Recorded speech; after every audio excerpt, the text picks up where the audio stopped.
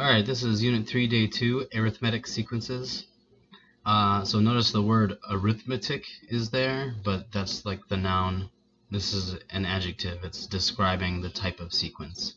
And arithmetic sequence means you are adding or subtracting as the rule to get the next term in the sequence. So hopefully we remember that a sub 1 is just the first term. It's the number, whatever that is, the first term in your sequence. The new thing here is that D is basically, it's called the common difference, but what that really means is just the amount that it's going up or down by. Like, you're adding or subtracting that same amount to get the next number for each term in the sequence. And then in every formula that you create, this and this will always be the same. They're always going to appear in the formula. The only two things you need to figure out, given like a list of numbers, the sequence, is a sub 1 and D, the common difference. So I attempted to describe here the a sub n is the number that is in the nth term. Basically, whatever you're plugging in for n, you'll do some operations here, some order of operations, and evaluate, and then you'll get whatever number is in the spot where n is. So if it's like the 6th term that you're trying to find, you would write a sub 6 equals first term plus whatever the rule is, like, you know, it's add 3 or subtract 7 or whatever, and then parentheses 6 minus 1, because you're looking for the 6th term. And then once you evaluate it, you'll get a sub 6 equals whatever number it is. So let's try it on the next page. So as I said, we're really good at recognizing patterns just as a species. We see that it goes 54, 43, 32, 21, 10. And you can kind of just tell that's the same rule that follows for each next term. Like 54 is down 11 to get to 43, and then from 43 to 32 is down 11, and then from 32 to 21 is down 11, 21 down to 10 it's down 11. So we can tell the rule right now. It's down, it's decreasing, so it's subtract 11.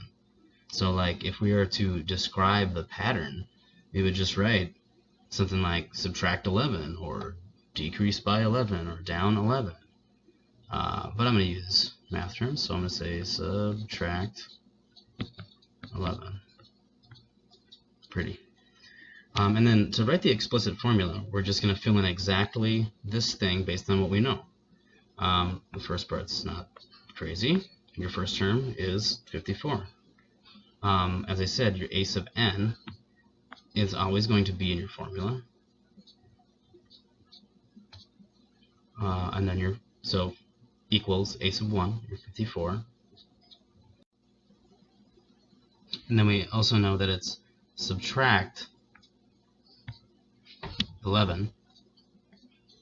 That's what D is. And then the other part, again, is the exact same thing. So it's just n minus 1. These two parts, a sub n and that n minus 1 in parentheses, are always going to be part of your formula if you are creating the explicit formula for an arithmetic sequence, which is what Day 2 Arithmetic Sequences is all about. Writing the formula given some sequence of numbers. So if we know this, if I wanted to find, you know, a sub 3, we could write a sub 3 equals 54 minus 11 times 3 minus 1. Notice, if we wanted to find 3, that means like the third term in the sequence. We already know that 54 is the first, we know that 43 is the second, and we actually already know that that's supposed to be 32. So when we calculate this, we should get 32. We should check it and make sure. That's 54 minus 11 times 2. That's 22. So 54 minus 22. And if you calculate that, you'll get 32. So that's how we create the formula that would describe this sequence. So right now there's no good way to pause the video while I'm making a video, but you should pause the video and try and do this on your own. This is exactly what all of the assignment is about, being able to describe the sequence, like describe the pattern, and then create the explicit formula for that arithmetic sequence. So pause. Do it. I know you didn't do it yet. Do it. Pause it. Do it. Okay, I pause it, and now that I'm done pausing it, I'm going to describe the pattern. I see that it goes from 2 to 6, 6 to 10, 10 to 4. It's obviously plus 4, or add 4. And then to write the formula, I'm going to write this exact thing, but I'm going to include the things I know. The first term, a sub 1, that's very easy to find. And then the common difference. We know about that. It's what we just described. It's add by 4, so plus 4. So we'll say a sub n, the exact formula that's up there, equals the first term, 2, plus common difference, d, times n minus 1. And let's say we wanted to find the 12th term this time. We'd say a sub 12, because that would be n is 12. N is 12. 12 is the 12th term in the sequence. So a sub 12 is the number that's the 12th term in the sequence.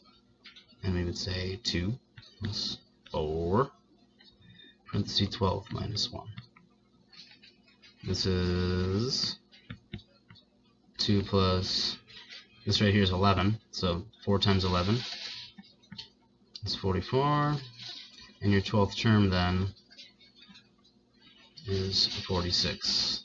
It's not that complicated. You should rewind as many times as you need to for arithmetic sequences. Good luck!